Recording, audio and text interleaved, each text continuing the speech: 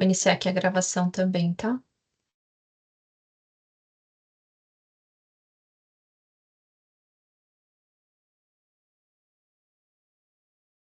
Então vamos começar, até para a gente não ficar tão longo, né?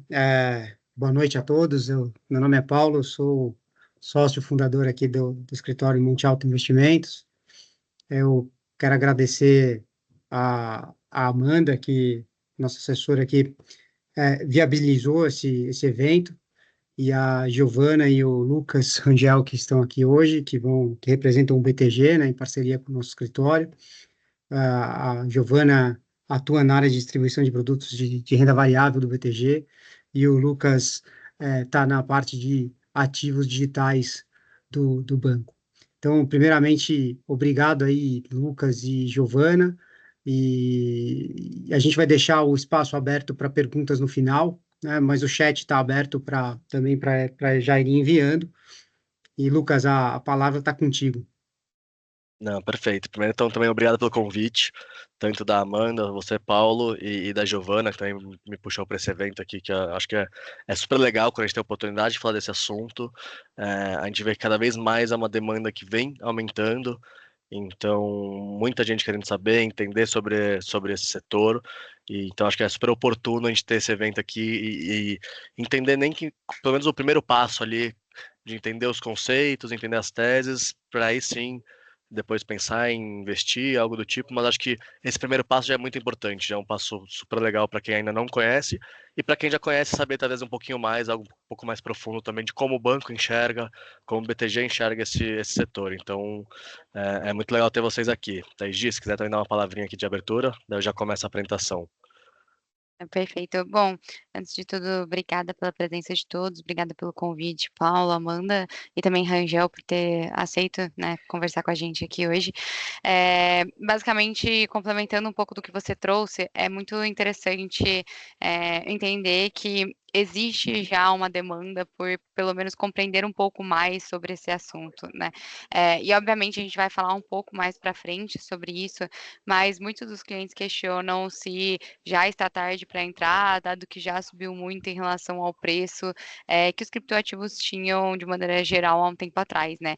E, na verdade, a gente entende que a gente está só no começo de um grande movimento que a gente ainda tem uma grande oportunidade de surfar. Então, eh, acho que a ideia é trazer um pouco esses conceitos para nossa realidade, porque eles parecem distantes, mas eles não são, e obviamente mostrar para vocês que ainda faz sentido, olhar para essa alocação como parte da estratégia de uma carteira ali como um todo. Mas dito isso, já vou passar a palavra aqui para o Rangel, que é quem domina o assunto, né, e já está nesse mercado há um bom tempo, inclusive alocando. Boa. Então vamos lá, pessoal. Qual que é a minha ideia aqui, né? Eu vou compartilhar minha tela. E a ideia da apresentação, eu vou passar por alguns pontos. Então, eu começo passando um pouquinho só da nossa história, para vocês entenderem como a gente começou nisso, né? Desde tipo, quando o banco está olhando para esse mercado. Contar um pouquinho da tecnologia. Então, eu gosto de separar em duas frentes de explicação. Então, para ficar mais fácil, eu separo primeiro o que é tecnologia e depois o que é tese de investimento. É, Aí eu passo bastante tempo na tese de investimento, que eu acho que é o mais importante ali para a gente entender o conceito da classe do ativo. E depois eu trago também alguns pontos de cenário atual. Então, qual que é as expectativas para o futuro, para esse ano, o que vem acontecendo no mundo, não só no Brasil, cenário nos Estados Unidos, regulação e tudo mais.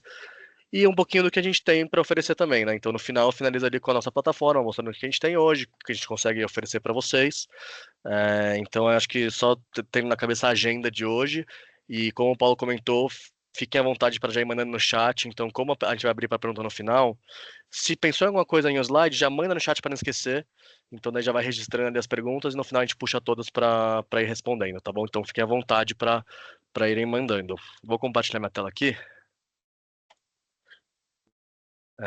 Não sei se já estão vendo aqui para eu começar. Estamos vendo sim. Perfeito. Então vamos lá. Primeiro, como que o banco começou a olhar a parte de cripto e ativos digitais? Começou em 2017. Então, aqui é a nossa mesa proprietária, né? Então, no 12º andar aqui no nosso prédio, onde fica toda a nossa mesa proprietária de vários ativos, vários produtos. E o Portilho, que é o sócio da área agora de ativos digitais, ele era o sócio que tocava a parte da mesa de volatilidade. Então, ele olhava para diversos produtos ali com volatilidade mais alta, então com operações estruturadas, fazia diversas coisas na mesa. E em 2017 foi uma época que foi um dos primeiros grandes ciclos de cripto, principalmente para o Bitcoin. Então foi em 2017 muita gente entrou e muita gente começou a olhar para essa classe de ativo, porque foi uma época de uma alta muito expressiva. Então nessa época muita gente começou a perguntar para o banco. Então desde clientes até internamente, pô, o que é Bitcoin? O que é esse ativo? O que acontece? O que ele faz? Por que ele existe? Por que ele foi criado? E acabou indo para o Portilho, que tocava essa mesa de volatilidade, olhar e entender o ativo.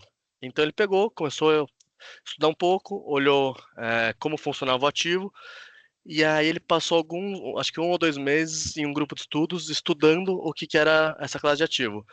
Nesse pequeno período que eles estudaram e que começaram a entender, o Bitcoin foi de $1.000 para 3.000. Então eles olharam ali de janeiro, fevereiro a junho, triplicou o valor. Eles, tá, beleza. Acho que a gente tem que já talvez estruturar algo para começar a operar logo e ir entendendo conforme a gente opera para ir aprendendo. Então, quando chegou aqui nessa fase de junho de 2017, eles colocaram uma estrutura de pé para operar arbitragem. Eles viram que, como o Bitcoin é um ativo global, que eu vou até entrar em mais detalhes como funciona, mas ele opera globalmente 24/7, então você consegue negociar a qualquer momento, qualquer horário do dia, em qualquer lugar do mundo. Ele percebeu que nas corretoras em diferentes localizações tinha uma oportunidade de arbitragem grande. Então, por exemplo, às vezes tinha muita liquidez lá fora, e como tinha muita demanda e pouca liquidez no Brasil, o preço era sempre muito mais elevado. Então tinha essa oportunidade de arbitragem, e foi aí que ele começou a testar. Então eles montaram essa estrutura, em junho de 2017 começaram a operar. Então o que ele fazia? Ele pegava, mandava um câmbio para os Estados Unidos, comprava Bitcoin lá fora, e aí ele mandava o Bitcoin via blockchain, que é a rede dele aqui para o Brasil, e vendia numa corretora local. E aí, nesse momento que ele começou a fazer essa operação de faz o câmbio, passa pelo Swift, chega lá nos Estados Unidos, vai para a corretora, compra o Bitcoin e traz o Bitcoin para vender aqui para operar essa arbitragem, foi que eles também foi o primeiro estalo que eles falaram, cara, essa tecnologia é algo a mais que só uma classe de ativo de operar, né, de ficar na mesa operando. Porque que foi esse estalo?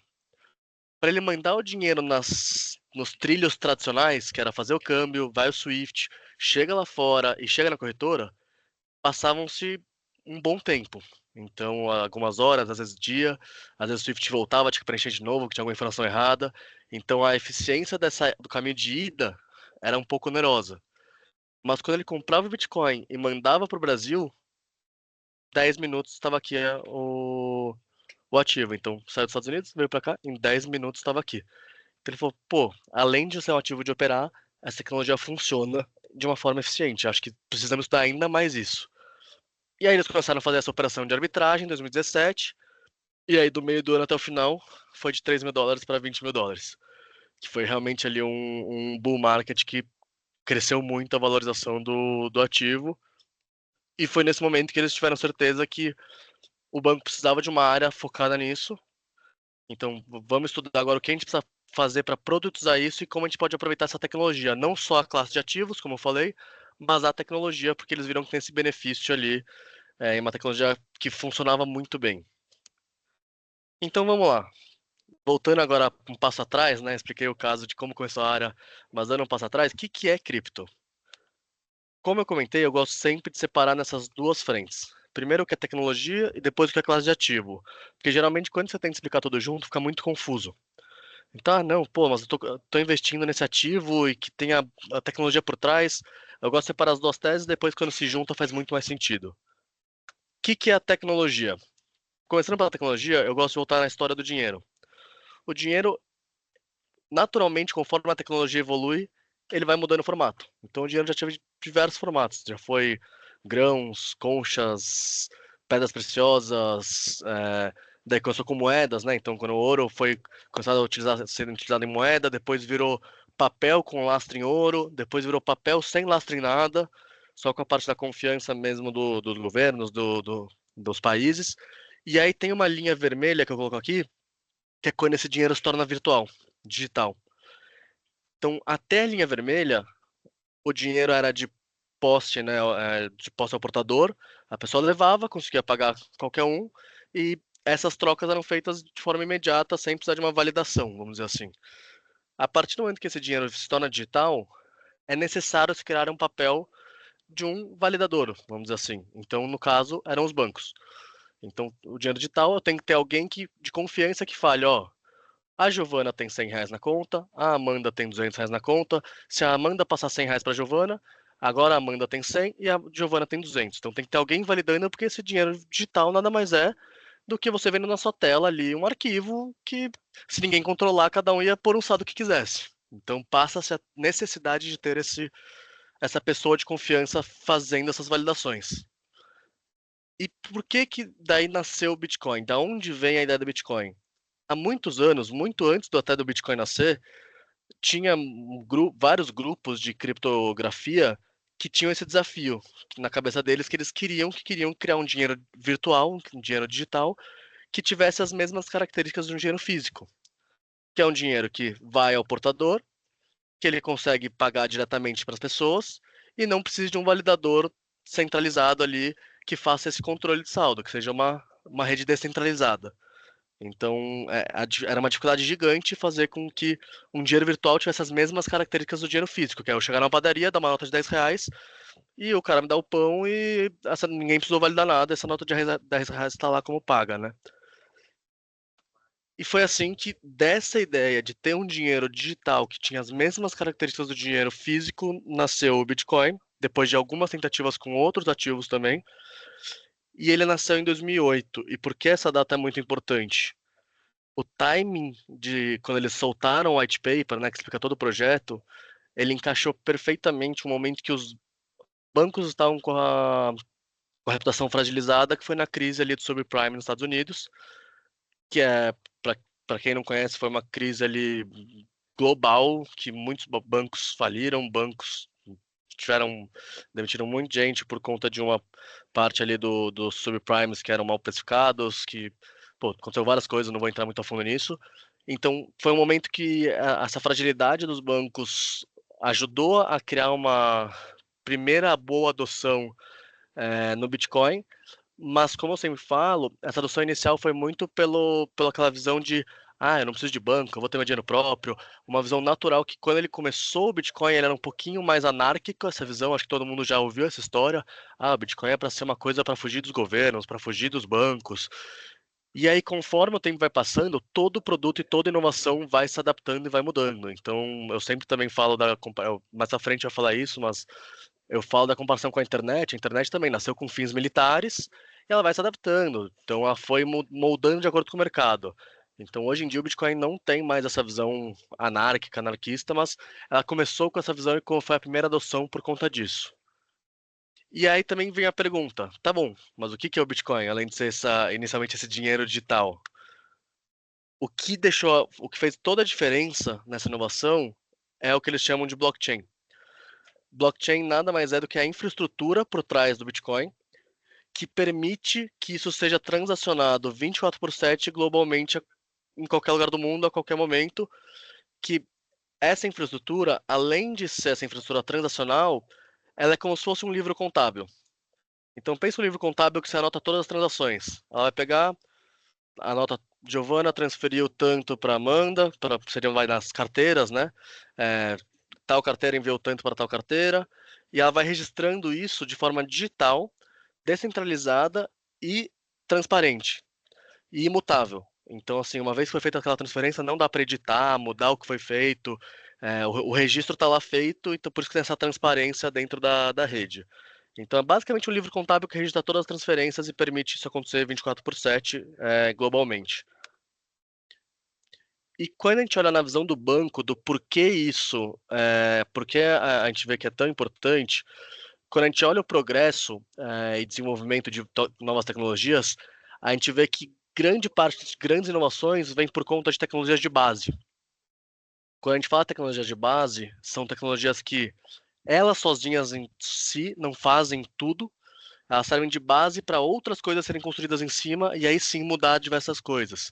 Então, aqui como exemplo, a gente traz a máquina a vapor, o dínamo elétrico, o motor a combustão, transistores e a própria internet, que a gente faz um paralelo muito forte de cripto com a internet. E por isso que, na nossa visão, o blockchain também é uma dessas tecnologias de base que pode trazer diversas inovações. E ela começou com o Bitcoin, como eu falei, em 2008, o white paper, em 2009 ela foi lançada e começou a transacionar, e ela se expandiu com o Ethereum em 2013. Em 2013, quando nasceu o Ethereum, que hoje é o segundo maior ativo dessa classe, ela... Qual que é a diferença, né, de Bitcoin para Ethereum? Além de ter a blockchain da parte transacional, 24/7 global, a Ethereum também criou o que vocês provavelmente já ouviram, que são os contratos inteligentes, que nada mais é do que te dar a possibilidade de programar transações e programar como se fosse, reações de acordo com alguma coisa que acontece na rede. Então, ela traz essa programabilidade para um meio transacional. E isso traz muitos benefícios também. Então, dando um exemplo, para aterrizar isso, pensa que, eu estou vendendo meu carro. Se isso estivesse dentro de uma rede do blockchain, eu consigo deixar tudo programado. Então, o meu carro é tal, com tais informações, e eu quero receber 100 mil reais por ele. A partir do momento que o Paulo mandou para esse contrato inteligente 100 mil reais, ele vai entender que o Paulo cumpriu com as regras do contrato que eu tinha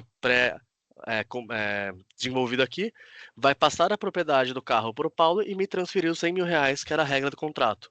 Então, hoje, o que um cartório faria essa validação de, foi feito isso aqui, foi assinado, validado e a propriedade está para cá, um contrato inteligente conseguiria fazer algo semelhante de forma automática.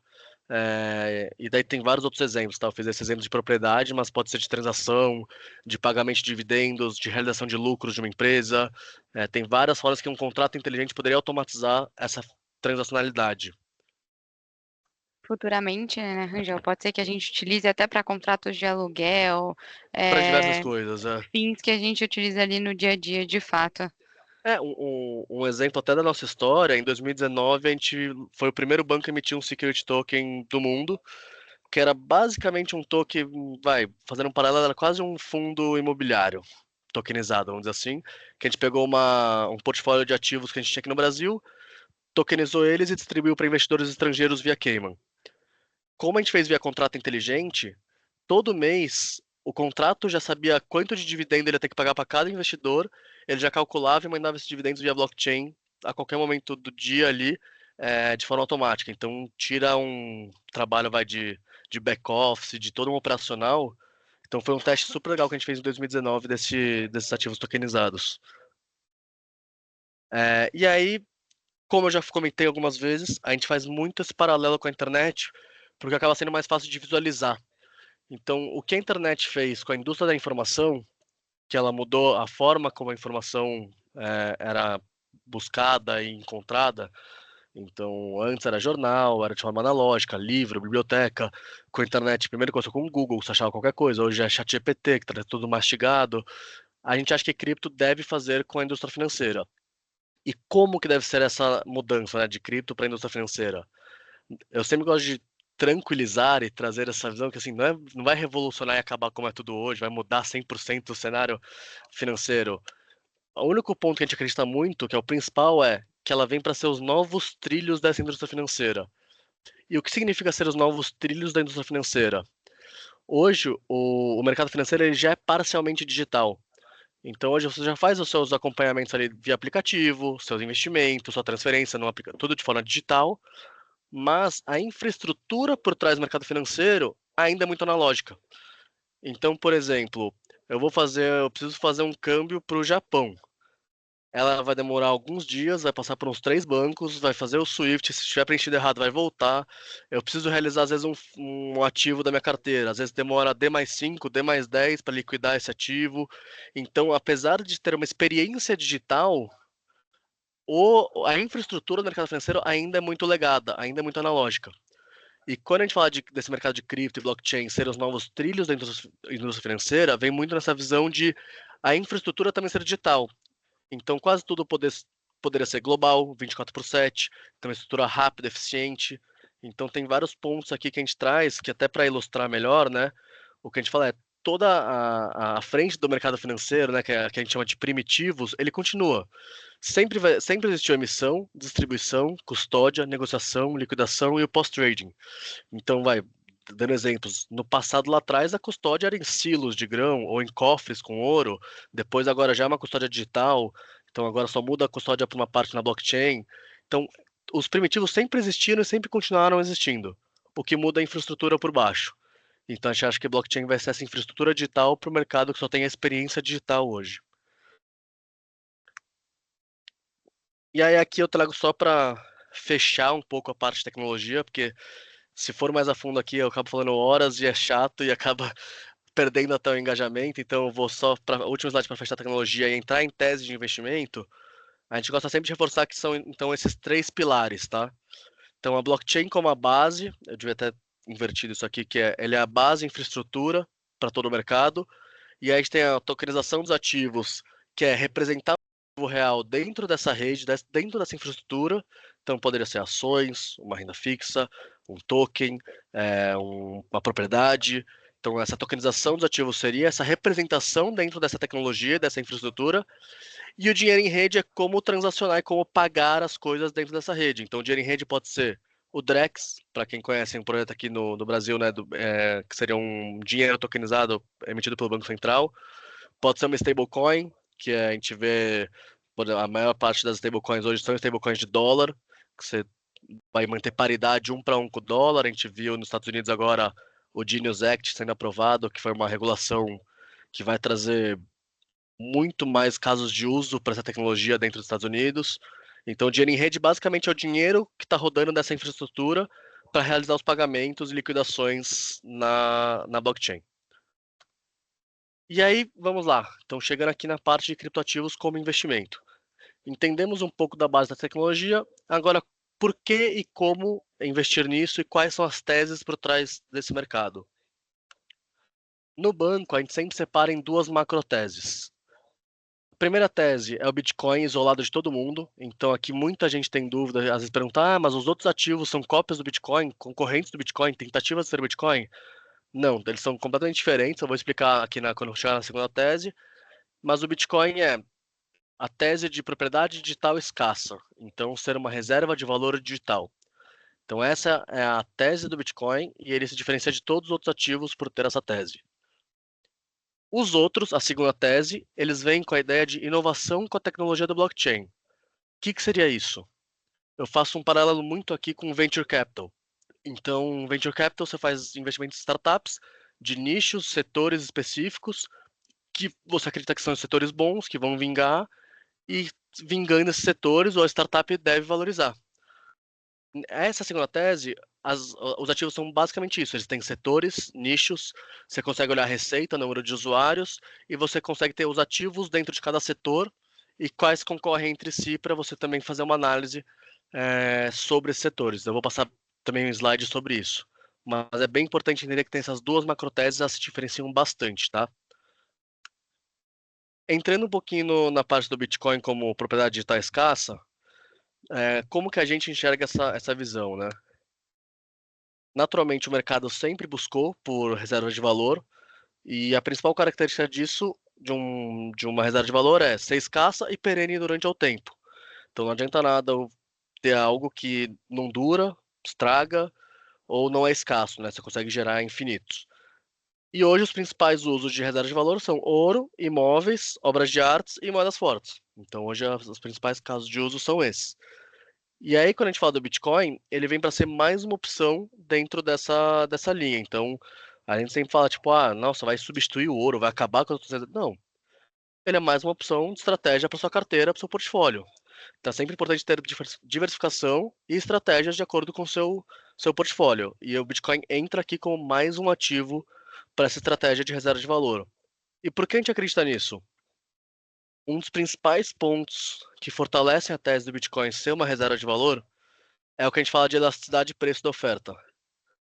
Quando a gente fala de um produto ou de um ativo escasso, geralmente ele tem que ser uma oferta inelástica, que é uma oferta que, quando o preço sobe, a oferta não pode aumentar tanto. Então, o preço tem que subir, ela tem que continuar com uma escassez. Você não pode só pôr muito mais na oferta, que daí não faz sentido. E aí, ouro, prata, petróleo, eles tendem a ter essa oferta um pouco inelástica. Mas quando a gente fala do Bitcoin, ele é uma oferta perfeitamente inelástica, que é um exemplo que eu vou trazer alguns exemplos para mostrar o porquê tem essa perfeita inelasticidade.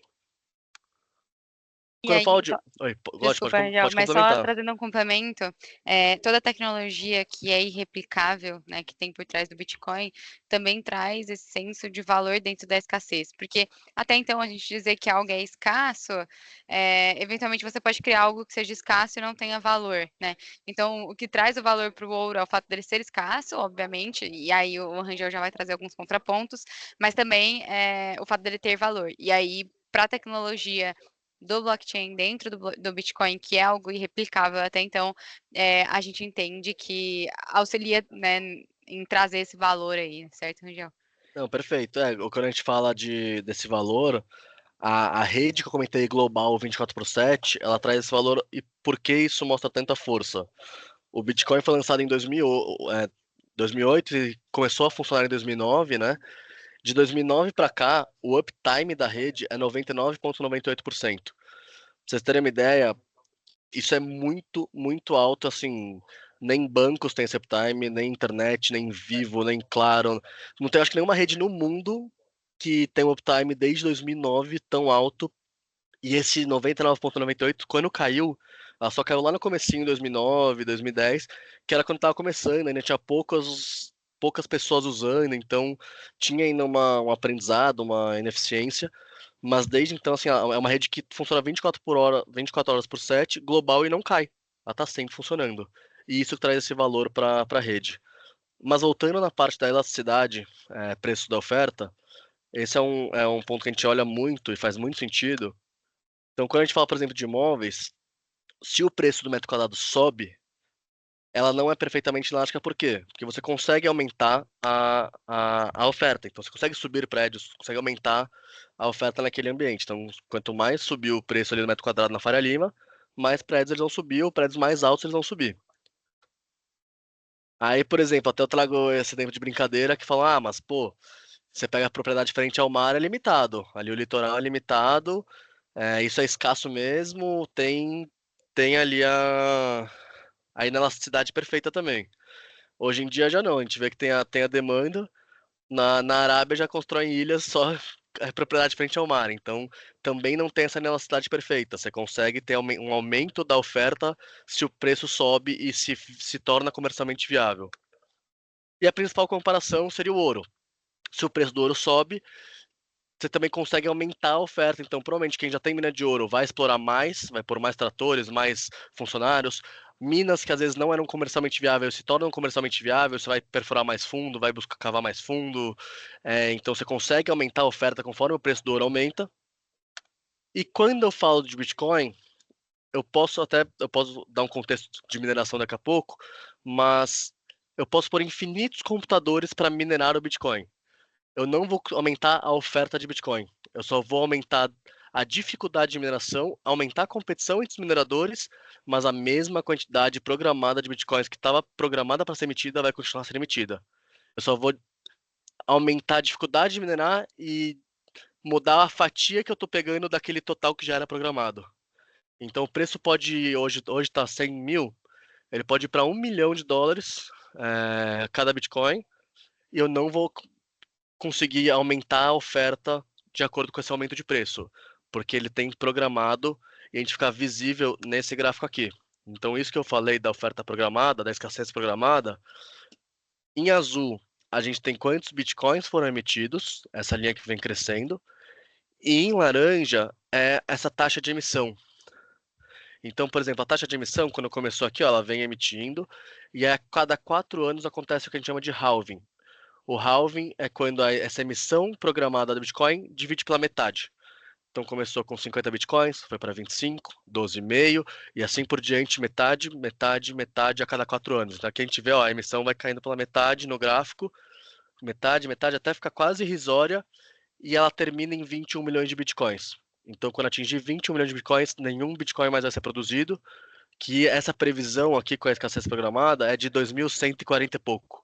Então, os bitcoins devem acabar de ser emitidos em 2.140 e pouco. A gente já está aqui com mais de 90% dos bitcoins emitidos, tá? E é essa regra aqui que traz essa inelasticidade perfeita do Bitcoin. Porque o preço pode subir quanto for, a gente sabe exatamente quantos vão ter no mercado disponíveis. Aproveitando que a gente está trazendo essa pauta de escassez, e voltando até um pouco no slide anterior, tem um questionamento aqui no chat referente à computação quântica, se isso não alteraria esse cenário, né? Mas até complementando, é um pouco do que o Rangel comentou. Então, você pode ter mais computadores minerando, mas você só vai aumentar a competição dentro da rede, né? Porém, você não consegue aumentar, digamos, a taxa em que você está emitindo esses novos bitcoins, então. Acho que até falando de computação quântica para minerar, pensa que quando ela estiver comercialmente viável para as pessoas, todo mundo quem já minera vai atualizar os seus computadores também então a tecnologia vai se nivelando, né? Então todo mundo vai estar quase com o mesmo poder computacional. Então a dificuldade ela só vai se corrigindo essa dificuldade de mineração. Então tende a só se manter essa autorregulagem do mercado mesmo entre os mineradores. E aí E é- pode falar, desculpa. Não, e daí é só comentar, a gente falou de minerador aqui, eu acabei não dando contexto. Então, para quem não sabe também, o que é o processo de mineração? Hoje, a mineração são os validadores das transações. Então, basicamente, lembra que eu comentei que a rede não precisa de um banco validando as transações? São múltiplos, centenas, milhares de validadores pelo mundo espalhados, que eles validam essas transações que estão sendo feitas com poder computacional, por isso que eles usam o computador, e aí, com essas validações que eles fazem nas transações, eles são recompensados com isso. Então, eles ganham uma parte de Bitcoin por transação que eles validam, por bloco que eles validam. E aí, por isso que eles fazem esses computadores ficarem minerando, que a gente fala, o Bitcoin, mas basicamente eles são validadores da rede, eles validam as transações e são recompensados por isso, tá? Então, para quem não sabe, esse é o papel do minerador, do validador da rede. E aí tem um comentário a respeito do halving aqui dentro do chat, mas que é exatamente isso, assim, com o tempo, mesmo que o halving vá reduzindo essa taxa de remuneração desses validadores, basicamente, a ideia é que o Bitcoin já esteja mais valorizado, né? Então, obviamente, a gente reduz a taxa, mas de algo que é mais valorizado, então continua, via de regra, se compensando em relação aos custos que esses validadores Sim. têm ali. E o 4 em 4 anos não é cravado, tá? Ele é um tempo estimado, porque é um número de blocos, e esses números de blocos geralmente demoram 4 anos para passar. Mas ele pode diminuir, pode aumentar um pouquinho, assim, mas é uma faixa estimada, vamos dizer assim. E aí, vamos lá. Outro ponto que perguntam muito quando a gente fala de Bitcoin, falam, mas como uma reserva de valor com essa volatilidade? É muito volátil, não dá para ter no portfólio, é muita volatilidade para mim. Então, o primeiro ponto que eu gosto sempre de falar sobre volatilidade não é algo ruim, é uma característica. Daí a gente tem que saber dosar de acordo com o nosso apetite a risco e o nosso perfil de investidor. Então, naturalmente, quanto menos apetite a risco eu tenho, menor a volatilidade do meu portfólio tem que ser. Então, quando um ativo é o mais volátil, realmente eu vou ter que dosar e pôr menos percentual alocado nele, porque não é meu perfil de investidor. Mas eu gosto sempre de matar um pouco dessa ideia que volatilidade é ruim. Porque às vezes, de acordo com como você usa a volatilidade, ela pode ajudar o seu portfólio a gerar alfa e ter um resultado melhor. Então, acho que esse é o primeiro ponto sobre volatilidade. E quando eu falo sobre volatilidade, é natural que, por ser um ativo recente, então até comparado com outros ativos do mercado, ele tende a ter uma volatilidade maior. E conforme a adoção vem aumentando, então cada vez mais hoje a gente tem fundos, a gente tem países, a gente tem diversos outros investidores institucionais e grandes entrando, a volatilidade tende a ir diminuindo. Então o ativo vai ganhando maturidade. Para mostrar alguns exemplos de como isso é verdade ao longo do tempo, a gente tem uma visão do ouro também. Então, quando a gente vê aqui o ouro, ele já tem uma volatilidade muito maior e conforme o tempo vem passando, ele faz essa tendência de reduzir e estabilizar a volatilidade. E quando a gente pega o gráfico do Bitcoin na mesma linha, ele é muito semelhante. Então aqui, ó, em amarelo é o preço do ouro e a volatilidade diminuindo.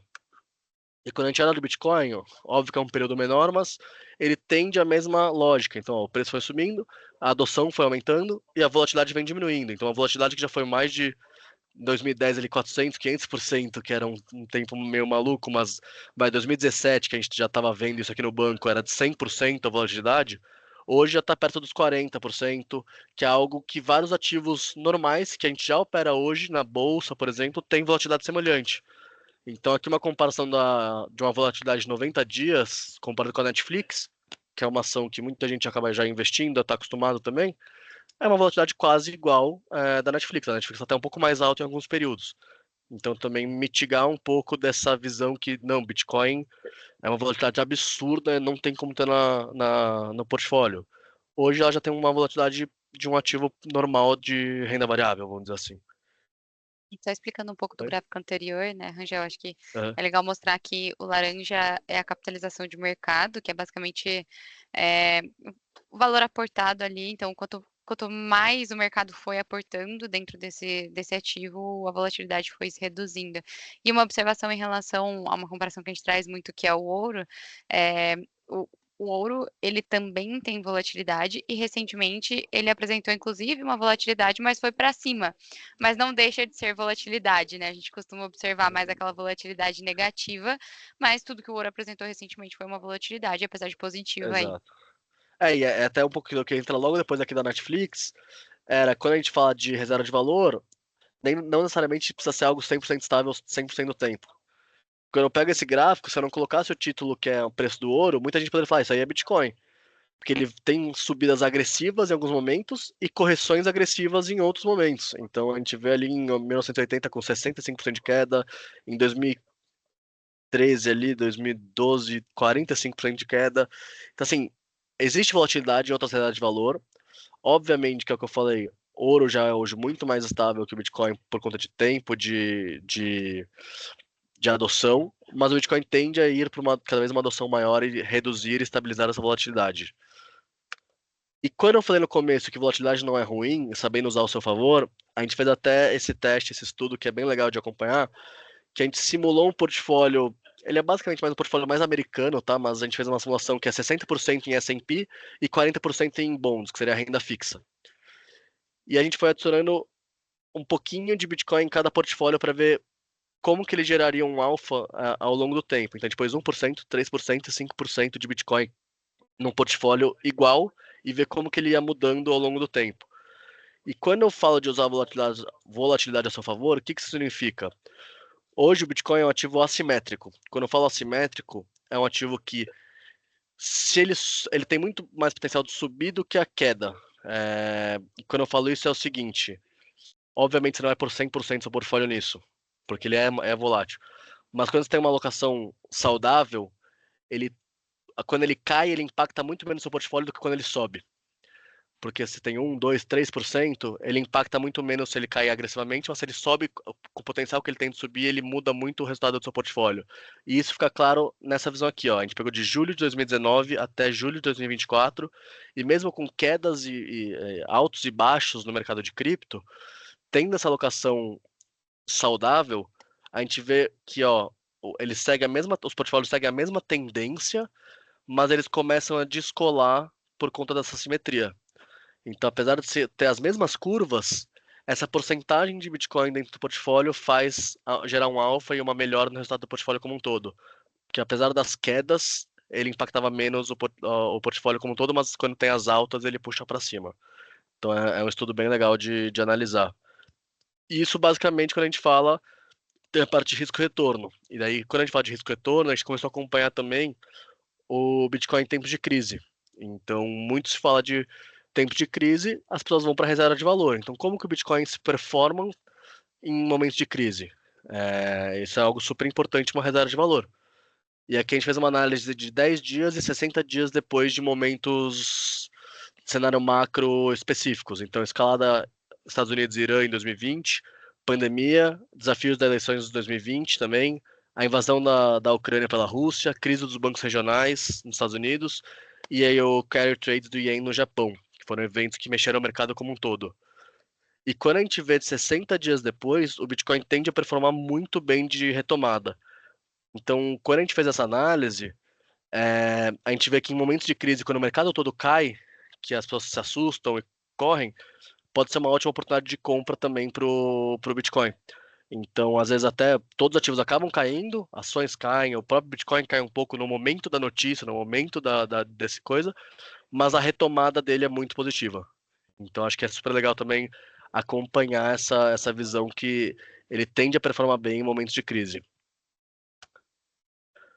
E aí, encerrando então o Bitcoin, que é o que eu passo mais tempo falando, porque eu acho que é um ativo que merece essa atenção, eu vou migrar um pouquinho aqui para a parte da inovação com tecnologia da blockchain, que seria a segunda tese que eu comentei. E aqui é para vocês conseguirem visualizar como funciona essa tese que eu comentei.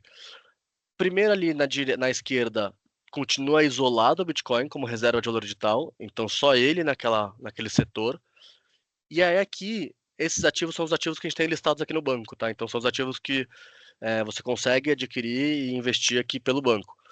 E esses são os setores e nichos de cada ativo. Então o que seria isso? O primeiro setor aqui, que a gente chama de contratos inteligentes, são os ativos que são essa plataforma, essa infraestrutura que eu comentei da blockchain. Então eles são a base para todos esses outros ativos aqui funcionarem.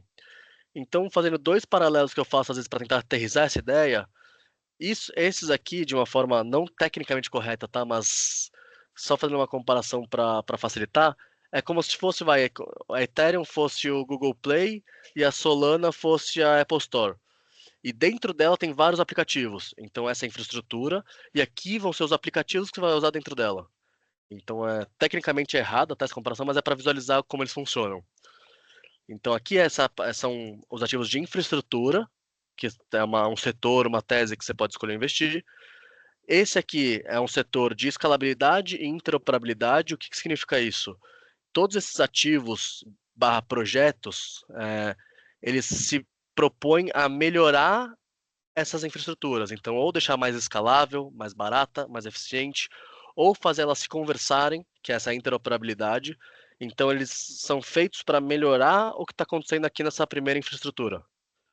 E quando eu vou para a terceira bloco, que é o bloco de serviços em blockchain, esses realmente seriam como se fossem os aplicativos que eu falei. Então, igual você vai investir em uma empresa, tem os setores, tem o setor financeiro, que tem os bancos, as fintechs. Aqui a gente tem o setor, por exemplo, de finanças descentralizadas, que daí cada uma dessas tem uma proposta. Então, a Uniswap é uma corretora, a Aave é uma plataforma de empréstimos, a Gito é uma plataforma também de staking, que daí você tem rendimentos e yield. Cada uma dessas tem uma proposta financeira que você consegue analisar, ver a receita delas, ver o número de usuários, você faz uma análise fundamentalista em cima desses ativos. É quase que é por isso que eu faço muitas paradas com Venture Capital, tá? São projetos que têm times, equipes, receita, clientes, usuários, e aí cada um desses é uma tese. Então, ativos tokenizados do mundo real, infraestrutura para ajudar essas daqui, inteligência artificial, soluções de pagamento, gaming. Então, tem diversos setores que a gente pode olhar, estudar e fazer análise de como eu quero investir. Por isso que eu diferencio muito essa tese da tese do Bitcoin, tá? Por isso que eu faço toda aquela explicação do Bitcoin para depois vir para essa. Trazendo aqui só um exemplo. Pode falar, Gi, você vai comentar alguma coisa? Nessa árvore, acho que é legal olhar que o Bitcoin ele fica isolado e sozinho, né? Então, reforçando um pouco da tese do porquê que ele é um ativo escasso e que a gente compara ele ao ouro. Então, nenhuma Perfeito. outra tese consegue replicar o que de fato a tese do Bitcoin entrega. Exato. E aí, até trazer um pouco mais de realidade, por isso que eu comentei, né? Então, de receita, usuários. Aqui a gente pegou uma comparação mostrando do Ethereum, que é uma dessas infraestruturas que a gente falou, né? Do setor de contratos inteligentes. Quando a gente analisa a receita gerada por ele em 7 anos e compara com empresas grandes de tecnologia, como Alphabet, Meta, Salesforce, Microsoft, Adobe, elas atingiu 10 bilhões de dólares em receita aqui, ó, em 7 anos, só atrás da Alphabet. Então, ela atingiu esse volume de receita antes da Meta, antes da Salesforce, antes da Shopify, antes da Microsoft. Então, você vê um patamar de receita que realmente dá para analisar e realmente é robusto. Daqui a gente consegue ver também métricas como receita anual por usuário. Então, ó, o Ethereum hoje tem uma receita anual por usuário de $172, comparado com Twitch, eBay, PayPal, Facebook. Então, você consegue também fazer um parâmetro com o mundo real de precificação. E aí, outro dado que eu gosto de trazer muito é um pouco do que a gente comentou logo na abertura, que é uma das principais perguntas que me fazem quando eu falo de cripto como um todo mas agora já passou, perdi meu tempo, já tenho investido lá atrás, me falaram lá atrás e eu não entrei, perdi o trem já passou. E quando eu vejo isso, eu acho que é natural ter essa dúvida, ter essa insegurança. Eu, quando entrei em 2017, também falava isso. Então, em 2017, eu falei, pô, já perdi, pô, tá $20.000, Bitcoin tá $15.000, tava centavos, tava alguns dólares lá atrás. Então, e para respaldar esse dado, eu trago esse gráfico aqui, ó, da direita embaixo, que a gente faz esse paralelo justamente com a internet dos usuários ativos dentro da tecnologia. E quando a gente põe em paralelo os números de usuários que a gente tem hoje em cripto com o que existiam na internet, no crescimento da internet, a gente está como se fosse que a gente estivesse em 1998, 99, que é pré-anos 2000 ali da internet, que teve a bolha do .com, e ainda tinha muita coisa para acontecer no mercado da internet. Então, se você comprasse uma boa ação, um bom ativo de internet em 98, 99, uma Microsoft, uma Amazon lá atrás, com certeza tinha muito espaço para crescer. Então, eu faço esse paralelo justamente para mostrar, sim, o mercado já cresceu, amadureceu bastante, mas ainda tem muito espaço de crescimento. Hoje a gente está nessa faixa ali dos 200 milhões de usuários ativos, que era o que a internet tinha perto dos anos 2000.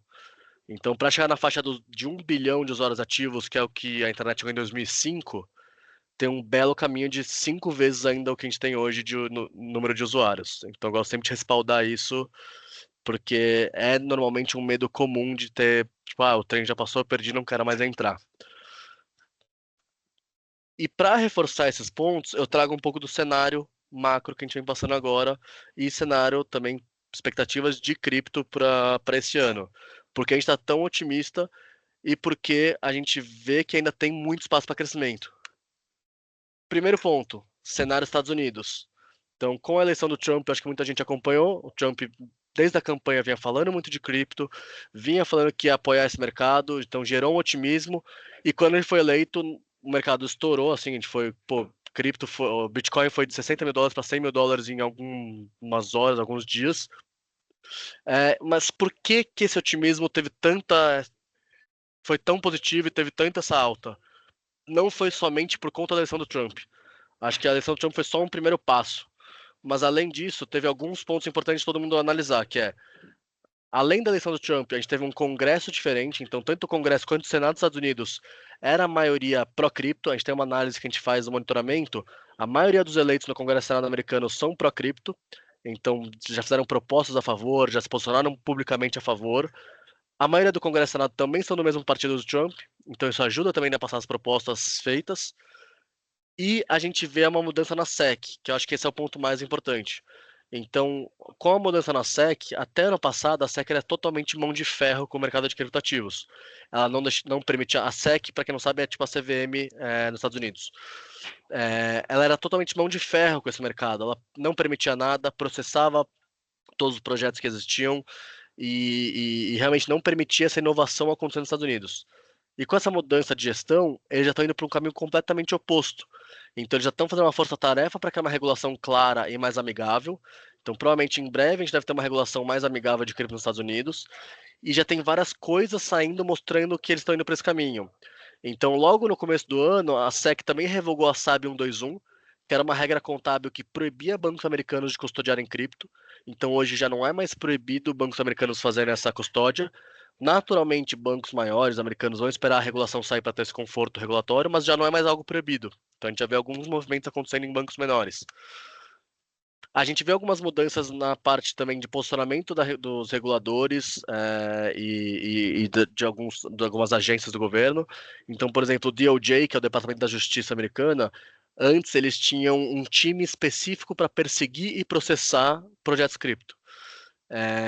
E eles terminaram esse time, então eles divulgaram um memorando anunciando esse fim da regulação por perseguição e também colocaram um documento falando que agora eles vão fazer parte de um working group, né, de um grupo de trabalho de digital assets como presidente. Então, pô, mostra uma mudança de postura completamente de eu tenho um time para perseguir os projetos e processar eles, para eu ter um time de trabalho, de grupo de trabalho para trabalhar com digital assets junto com o presidente.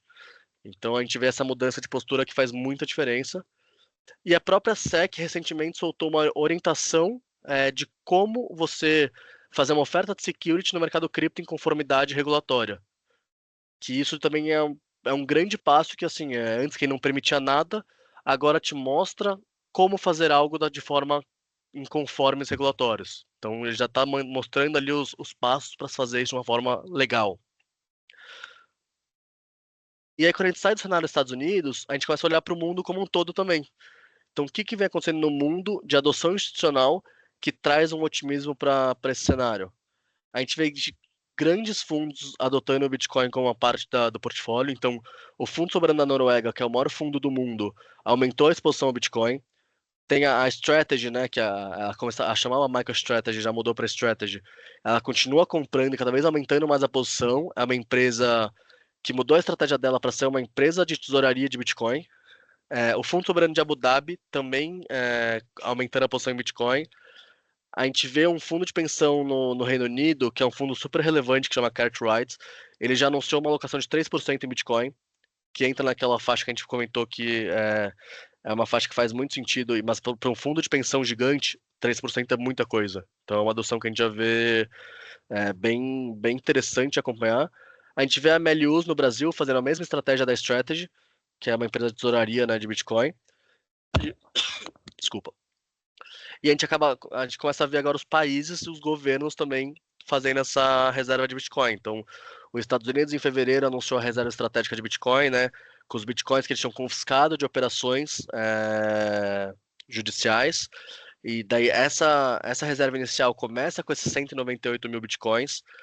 E eu sempre gosto de reforçar que apesar de quando os Estados Unidos anunciou essa reserva, gerou uma leve frustração no mercado, porque ele é muito ansioso. O mercado achou que ele ia anunciar a compra de não sei quantos bitcoins e uma coisa gigantesca. Eu acho isso já muito interessante, porque os Estados Unidos, quem está acompanhando o mercado sabe que os Estados Unidos não pode ficar aumentando as dívidas e gastando dinheiro à toa. Ele tem que ter o controle ali dos gastos dele e do orçamento. Ele conseguiu juntar quase 200 mil bitcoins só com os bitcoins confiscados. E para quem lembra que eu falei do limite de bitcoins emitidos, só vão existir 21 milhões de bitcoins. Quando se fala 200 mil bitcoins sem gastar nada, ele já tem quase 1% de toda a oferta de bitcoin no mundo, sem fazer nada.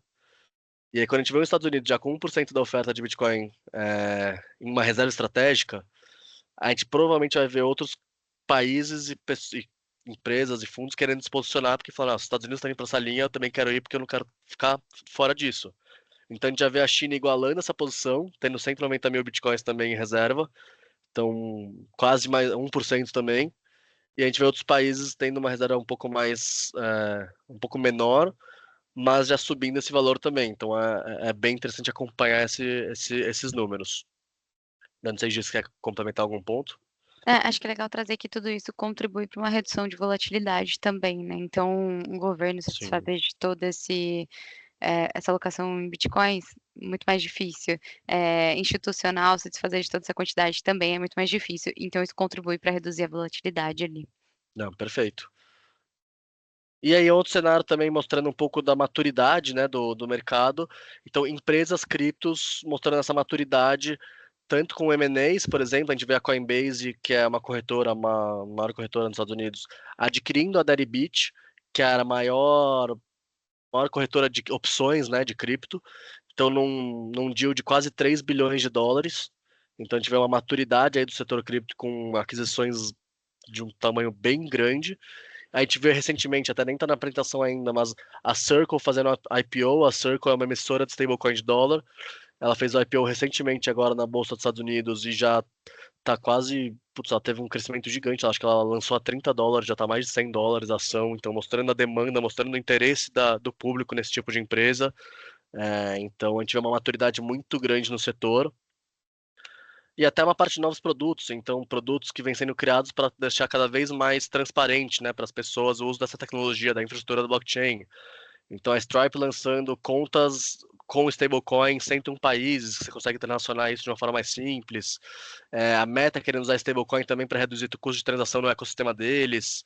Então tem vários produtos sendo criados pelo mundo que vão trazer isso pro cliente, né? E aí, aqui chegando na plataforma, é só para fechar mesmo, que eu já estou quase estourando meu tempo, mostrar o que a gente tem para oferecer para vocês. Então, como você consegue estar nesse mercado, testar, acompanhar, interagir com o mercado de cripto. Hoje, aqui na nossa plataforma, a gente tem mais de 40 ativos listados, que são aqueles que estavam divididos pelos setores, né? E geralmente, cada 2, 3 meses, a gente lista mais alguns ativos, que a gente vai se atualizando, né? Produtos e coisas do tipo. Liquidação imediata 24/7. Então, se você precisa comprar, vender o ativo domingo de madrugada, feriado, 4 da manhã, você vendeu o ativo, o saldo cai em reais na hora para você, ou se você comprou, a liquidação também, a compra acontece na hora, 24/7.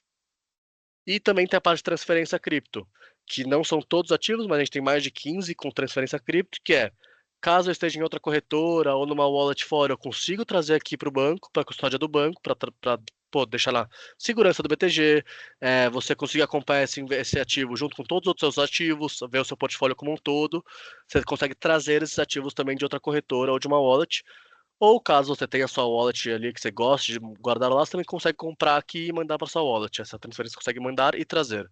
Então acho que também é algo super interessante como funcionalidade. Parte de segurança de custódia, acho que esse é um grande diferencial nosso. A gente desenvolveu a nossa custódia própria, então segue todos os padrões de segurança do banco, igual você confia em deixar seu dinheiro, suas ações, sua renda fixa, seus fundos que você investe. A cripto segue os mesmos padrões de qualidade do banco, com a nossa custódia própria, os ativos estão com a gente não terceiriza isso para ninguém. Então acho que isso também traz uma confiança muito grande. E outro diferencial é o nosso time de research, que como o mercado é muito dinâmico e muito difícil de acompanhar, é muito difícil achar informação boa no Brasil sobre esse mercado, informação de qualidade. Então a gente criou um time dedicado de research para justamente trazer essa informação para vocês de uma forma mais simples, fácil e amigável, para vocês entenderem o que está acontecendo. Então, por exemplo, a gente tem relatórios desde resumo semanal toda segunda-feira, que traz uma página de um resumo bem simples do que está acontecendo no mercado. Toda quarta-feira à tarde sai o Market Overview, que é um resumo semanal mais robusto, com análises macro, micro, tem análise técnica olhando gráfico, tem diversas coisas no Market Overview. E a gente também tem a nossa carteira recomendada, que sai um relatório todo primeiro dia útil do mês, e tem análises específicas de quando acontece alguma coisa. Então, acontece um evento importante, a gente solta um relatório explicando como isso vai impactar o mercado cripto. Então, quando teve a taxação do Trump, a gente soltou um relatório explicando como isso vai impactar o mercado cripto. Então, eu super recomendo vocês acompanharem esse time de research, que eles fazem materiais muito legais e vale muito a pena ficar olhando de perto, esses materiais são muito completos. E Além dos só para... trade desculpa. ideas, né, Rangel? Desculpa. E os trade ideas, exato. Eles soltam alguns calls de entrada e saída, então vocês conseguem acompanhar algum trade dia mais de curto prazo, em outros criptoativos também, não só Bitcoin. E só puxando o gancho para um questionamento que a gente teve aqui no chat, que é a respeito do BTG ser uma carteira digital para guardar o Bitcoin, basicamente através do próprio aplicativo de investimentos, então consolidado com os outros investimentos que vocês têm, vocês conseguem comprar o criptoativo aqui dentro da nossa plataforma. E aqui a gente está falando de uma custódia BTG, né? Então, a gente consegue trazer todo esse selo de segurança em relação a outras corretoras do mercado, até porque a gente está falando de uma custódia que está alocada dentro de um banco, e o banco ele é regulado, enfim, obviamente a gente passa por todo o processo de exigências aqui dentro. Exato. Acho que assim, fazendo um paralelo, né, da pergunta da carteira, ele pode servir com a sua carteira, né, mas com a segurança do banco e padrões de compliance, de security e tudo mais. A diferença é que numa MetaMask, quando você tem ali, só depende de você a segurança, né? Então, se você esquecer as palavras-chave, você pode perder todos os ativos, não tem como recuperar. Se acontecer algum hack, também não tem com quem falar. É uma carteira realmente que é uma custódia própria digital que você está fazendo ali. Então a ideia é justamente ter essa facilidade de você poder ter seus ativos em um lugar seguro, com experiência em gestão de ativos, com um embasamento regulatório, proximidade do regulador, que deixa tudo muito mais redondo para você. E nada impede você de, diremos, fazer a transferência desses ativos para uma wallet posteriormente. Então, você Exato, pode comprar via BTG e, eventualmente, em algum momento, sentindo mais inseguro com o governo ou algo nesse sentido, você consegue encaminhar isso para uma wallet. boa. E aí, só para fechar aqui a minha apresentação, né, a gente vai só para as perguntas, e eu gostaria de finalizar dando destaque para a nossa carteira rebalanceada automática. Então, o que é esse produto? quando eu faço essa apresentação, é para mostrar o mercado como um todo, mas a gente viu que é muito complexo. Então, quando eu mostrei os setores, os ativos, os nichos de cada um, para acompanhar tudo isso no dia a dia e manter o seu portfólio atualizado, é muito complexo, porque você já tem que acompanhar o seu portfólio de renda fixa, de renda variável, o seu dia a dia, o seu trabalho, as suas coisas. Então, assim, para acompanhar o mercado cripto, que é 24/7 e muito dinâmico, a gente viu que às vezes é muito complexo para o cliente ele deixar o portfólio dele atualizado. Então, às vezes ele pode perder oportunidades, às vezes acabar num ativo que não faz mais sentido naquele momento. E por isso que a gente criou a nossa carteira rebalanceada automática, que é justamente para o cliente fazer a alocação numa carteira que tem um time de research dedicado olhando isso o tempo inteiro, acompanhando o mercado e todo mês ele vai fazer um rebalanceamento para manter o portfólio atualizado, conforme o mercado, conforme as tendências, conforme ali o potencial de crescimento de um ativo novo. E aí essa carteira, a ideia é ser realmente uma metodologia fundamentalista, uma carteira de baixo giro e visão longo prazo, e começa com uma análise macroeconômica, depois a fundamentalista de cada ativo, e por último uma análise proprietária de momentum, que vê quais ativos têm um potencial melhor naquele período de um mês ali, né, que ele vai ficar dentro da carteira. E trazendo um pouco de track record, de quando a gente lançou o relatório até o fechamento do ano passado, ela teve ali a rentabilidade de 203%, e como eu falei, como é uma visão longo prazo, e o mercado que ainda tem essa volatilidade, é normal, o que faz sentido, tem volatilidade alta no período, mas no longo prazo é algo que faz sentido. Então, por isso que aqueles pontos que eu comentei de ter 1, 2, 3% do portfólio alocado, é justamente para isso, porque quando tem essas quedas, não vai impactar tanto o seu todo, mas no longo prazo ela vai fazer um ganho que faz sentido no seu portfólio. Então, aqueles 2% teriam virado 6% aqui, e daí você faz o rebalanceamento, né? Vende uma parte, volta para os 2% e realiza aquele lucro. Então, eu gosto sempre de frisar isso, que o longo prazo vale a pena, nesse cenário que a gente mantém nossa carteira. E para trazer as informações finais da carteira, é super simples. O investimento mínimo é R$ 2.500. A nossa ideia sempre foi manter ela muito acessível, justamente porque é para ser uma alocação de início pequena no portfólio e ir crescendo ao longo do tempo, enquanto você vai ganhando confiança, entendendo o mercado, gostando. Então a gente mantém ela de uma forma muito acessível, com um investimento mínimo de R$ 2.500. Ela também tem liquidez 24/7, então se você precisa vender ou comprar a carteira, você consegue comprar a qualquer momento e é imediato a liquidação. E quando você vem pelo aplicativo, então você vai vir aqui em criptoativos, aqui tem o botãozinho de carteira recomendada e já vai ter a carteira do mês aqui para você comprar e fazer a sua alocação. Então, assim, pessoal, o que eu queria passar hoje era isso. Desculpa aí estourar os 5 minutinhos extras. Eu vou ler um pouco das perguntas que tem aqui no chat, acho que tem 2 que eu não respondi ainda. E caso tenham mais perguntas também, fiquem à vontade para abrir meu microfone, tá? Ou mandar no chat. Mas só lendo aqui a do Max, acredito que a computação quântica, caso se torne viável, teria grande impacto em diversas áreas, sobretudo na criptografia. Acho que ela poderia se tornar uma validação mais rápida, mas isso não mudaria a cadência programada do Bitcoin, ou seja, ela continuaria sendo distribuída lentamente até. Perfeito. Max, é justamente isso. Conforme eu tinha comentado, né? Ela vai facilitar ali, eles vão conseguir minerar de uma forma mais fácil, porque vai estar um poder computacional maior, mas como todo mundo vai estar se equiparando com um poder computacional maior, a dificuldade da rede vai aumentando junto, ela é regulável, né? Essa dificuldade de mineração ela é regulável. Então, conforme o poder computacional sobe, a dificuldade também sobe. Por isso que ela consegue manter essa cadência programada e não mudaria essa programação ali das emissões do Bitcoin. E ver aqui o que o Rodrigo complementou. Boa, aqui você falou da falta de opção de colocar preço-alvo, né, ou venda. Cara, isso é um ponto super importante, acho que bastante gente pede.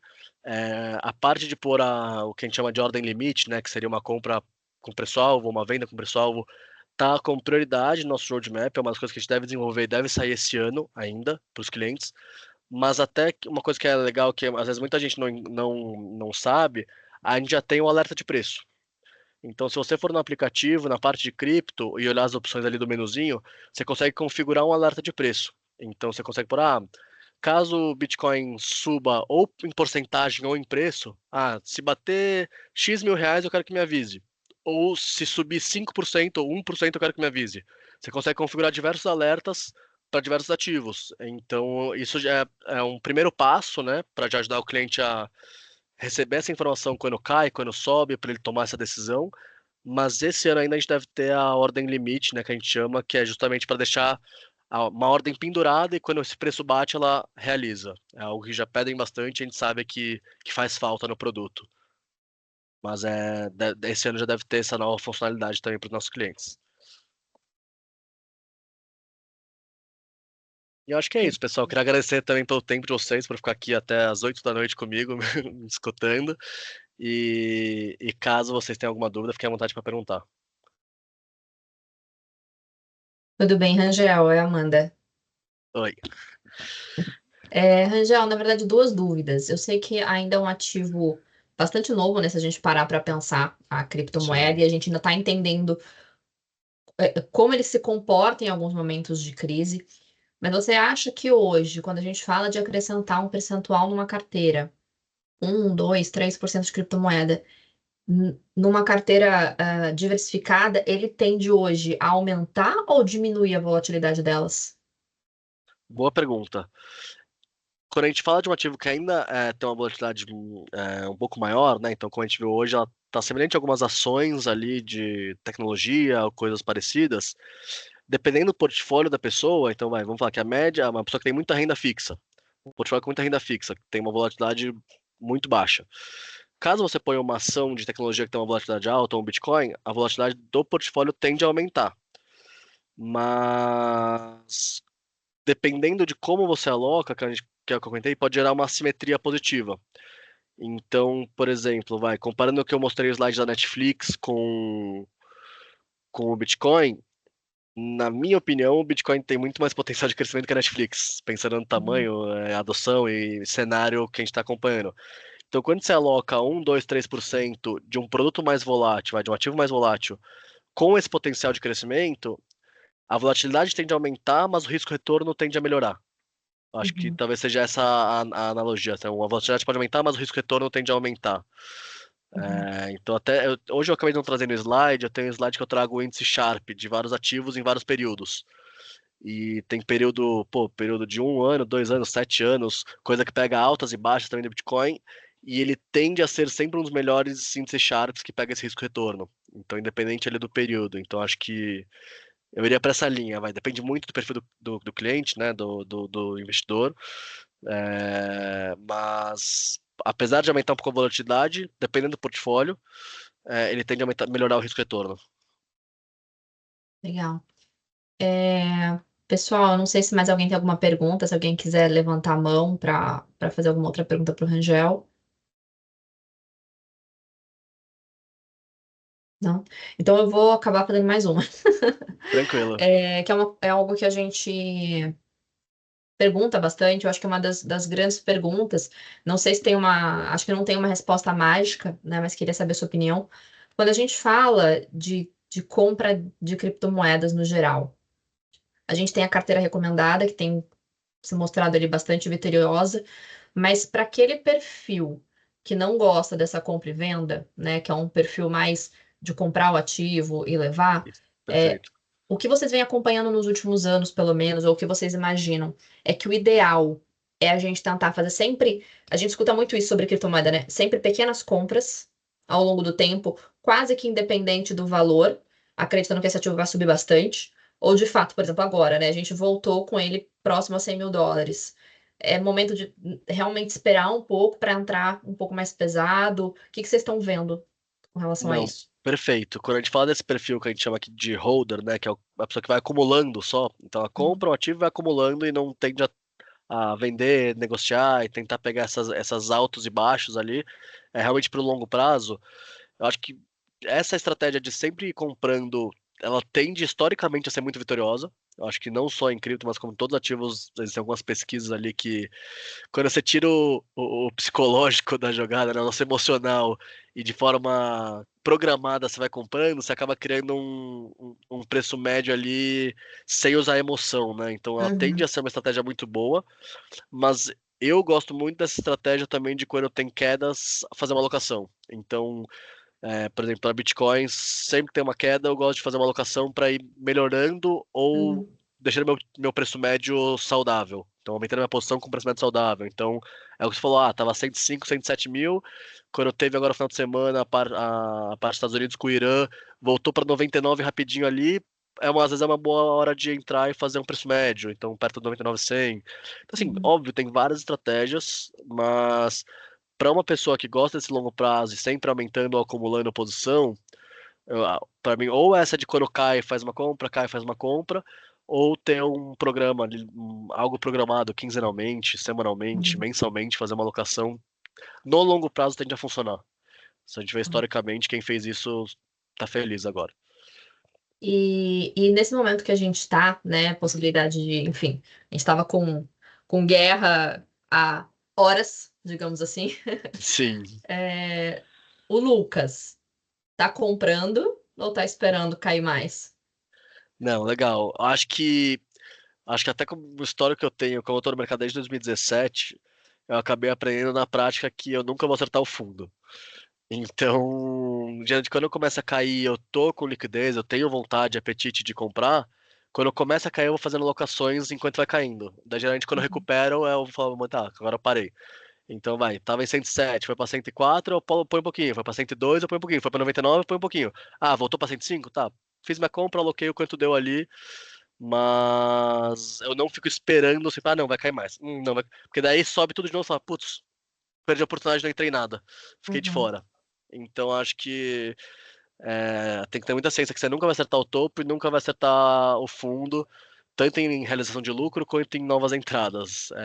É meio que você ter suas metas, seus objetivos de compra e de venda claros ali para também não se frustrar, falar, não, perdi. Acho que tem que saber definir isso com você mesmo, né? Negociar com você mesmo quais são os seus objetivos. Porque senão você sempre fica nessa, não, vou esperar cair mais, vou esperar subir mais para vender. E daí você às vezes perde o que você tinha de objetivo e fica na mão ali. Obrigada. Imagina. Legal. Obrigado, então, pessoal. Eu quero agradecer a todos aí pela presença. Obrigado de novo, Giovana, Lucas, Amanda, por ter possibilitado aqui esse evento com um tema que é importante, né? E mostra o nosso comprometimento em manter os nossos clientes informados, atualizados com mais uma classe de ativo que é fundamental para que todos tenham um pouco em carteira. Beleza? Muito obrigado. Uma boa noite aí para todos. Valeu, pessoal. Obrigado. Obrigada, Tchau, pessoal. tchau. Obrigada, tchau, tchau.